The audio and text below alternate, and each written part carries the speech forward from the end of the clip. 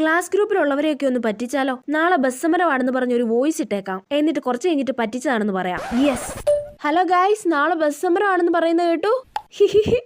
മണ്ടന്മാരിപ്പോ വിശ്വസിച്ച് കാണും. ഹലോ എടി, നാളെ ബസ് സമരവാ.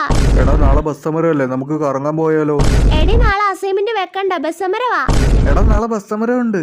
എടി നീ മിസ്സിനോട് ചോദിക്കടി, ബസ് സമരം ആയോണ്ട് എക്സാം മാറ്റി വെക്കുവോന്ന്. ഹലോ സാറേ, നാളെ ബസ് സമരമാണെന്ന് പിള്ളേരൊക്കെ പറയുന്നുണ്ട്. സത്യമാണോ സാറേ? ഞാനൊന്ന് അന്വേഷിച്ചിട്ട് പറയാം. ശരി സാറേ. എടി നാളെ ബസ് സമരം ആയതുകൊണ്ട് ഓൺലൈൻ ക്ലാസ് ഉണ്ട്.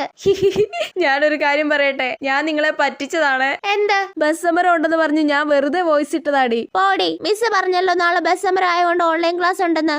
ദൈവമേ, പണി പാളിയോ? ഇതിപ്പോ ആഗോള പ്രശ്നമായോ? നാളെ ബസ് സമരം ആയതുകൊണ്ട് ഓൺലൈൻ ക്ലാസ് വെച്ചിട്ടുണ്ട് കേട്ടോ. അയ്യോ, വേഗം തന്നെ അയച്ച വോയിസ് ഡിലീറ്റ് ആക്കട്ടെ, ഇല്ലെങ്കിൽ പ്രശ്നമാ. കിട്ടി ഡിലീറ്റ്.